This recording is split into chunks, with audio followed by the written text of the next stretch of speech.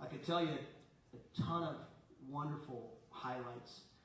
When you go undefeated, it's special. You don't know it's special at that moment. You're not aware. I think we were ranked number 1 from the first ranking, which maybe came, I don't know, 4 or 5 weeks into the season. And the guys never thought about it. They never looked at it. We have a couple of rules. Be a gentleman, be humble, be gracious. Don't do anything to harm yourself. Treat others as you want to be treated. Be the best player and teammate you can be. And they stuck to those and graduate. And I think every one of them graduated. These guys were guys. Yeah, go ahead.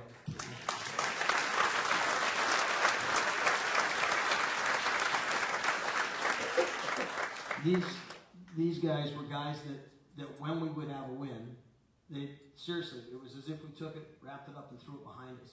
And you know, when you go into the NCAA tournament, there's pressure. I don't know that we ever felt it. I don't know that we ever were concerned about it. I don't know that it ever came onto our radar. I do know that as we went further in the tournament, everybody had to step up. Everybody had to step up. And there was a team mentality in this team. Right now, I think there's about 27 guys in front of you. Cam Weaver's playing for the Houston Dynamo. He's not here. Christo Barker, no idea where Christo is. He was with us for 1 quarter, and I'm not sure he was really with us, but he was there. But you know, we still do a moment of silence for Christo.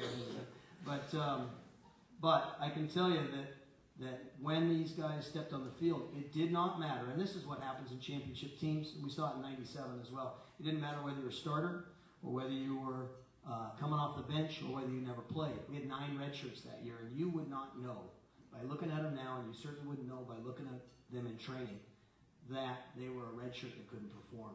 I always give Hans Esterhazen, you know, the title of the best red shirt in the history of Seattle University soccer.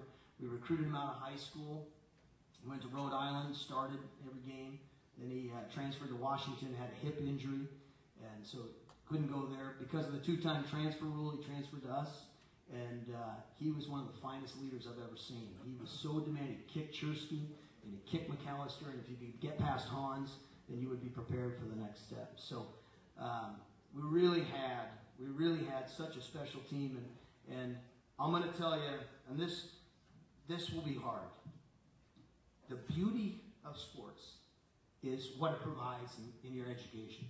And it's not just in the classroom, but it's on the field. And it's off the field. The relationships you get are unbelievable as well. And I don't know if Steve Sumborg is here or not, but President of CLU, at the time I was there, gave a kid a full ride. And I used to be a soccer player. You can't tell by looking at me, but I did. And we had a kid on our team named Steve Jenkins. And I'm going to ask you to indulge me for a minute, because it's the epitome of the Jesuit ethos running through this team. And it's the reason we won. And there was a guy, so Steve Jenkins, and he's in us now in this group. And I've spent a lot of time reflecting on this, years reflecting on this. But I went to Father Sumborg and asked him for a full ride for a kid that had cystic fibrosis. Terrible disease. Given 18 years to live when he was diagnosed. I played for his dad. I remember his dad saying to me in England, there's no God. No God will let little kids die of disease. So we got to he was a 3.8 student at Kent Ridge, one of the Kent schools. It's a 1280 SAT. What was it? Kentwood. There you go. Thanks. It was Kentwood, and he was a 1280 SAT, and he came to our team, and before he came to the team, I said, hey, first come and visit. And Father Sumborg gave him a full ride. He said, first come and visit, see what you think. No one knew of his disease, his classmates and all that from high school, but came on the visit. I said, if you're interested, we got a full ride for you. The President's made that possible. If you're interested, I want to ask the team. And he decided he wanted to do it. And I said, you're going to have to come out of the closet on this too, because they got to know why you don't run. They got to know why you're going to take 70 shots, pills, and they got to know what your issue is, and they're going to back you, and they're going to be your family. He agreed. I went to the guys, very easy sell. I just said to them, hey, we got a guy, explain the story. They all agreed. Stevie Jenkins came to our program and he played in 4 games. Sidelines was like this oftentimes when he came on. Stevie Jenkins, we owe him a lot. He is the reason we won. He's the reason we won because when we played, you couldn't cheat. You couldn't give half an effort. You couldn't complain. You couldn't shirk your responsibilities. He played in practice with us all the time. We trained at 6:15 in the morning sometimes, and he would be there. Sometimes he could do it. Sometimes he couldn't. There were a number of times when I tried to sub him in. Can't go. He needed a lung transplant, and 3 years ago, March 6th, he got that transplant. Since then, he got cancer, and the beauty is, in my opinion, is how people have stood with him. And I remember walking in the emergency or the intensive care unit and seeing all the guys in the with their girlfriends, and they knew they couldn't see him, and every one of them just said, "Just tell him we're here. Just tell him we're here." So I've really felt the need to tell that story because it was what it's all about. And again, we had to win. We had to win because 97 they won it. The bar was set there. But we also, if you think about it, whether it was conscious or subconscious, we simply could not accept going out and giving less than 100%. So the prayer in our locker room with this team, ladies and gentlemen, was some of the best I've ever seen.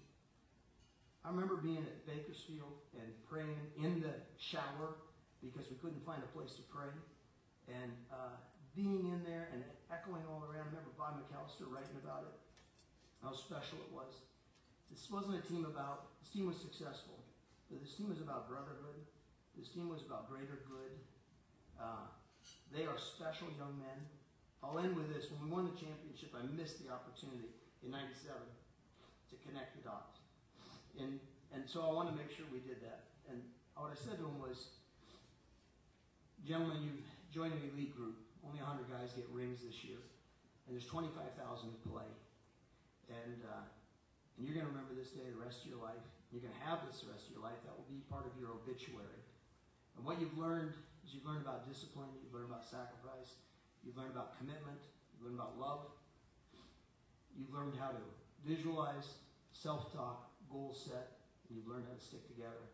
And the beauty of this is that these transfer the rest of your life. You can be a national champion husband, father, employee, employer, and community guy. And what I'm excited to say, first, Stevie, I owe you. All these guys owe you. We'll never forget the lessons you taught us. And ladies and gentlemen, it is really an honor to say that 5 years ago when the team did what they did, they have turned into those national champion husbands and fathers and businessmen and employees and employers. So, I'll give you the 2004 national champion.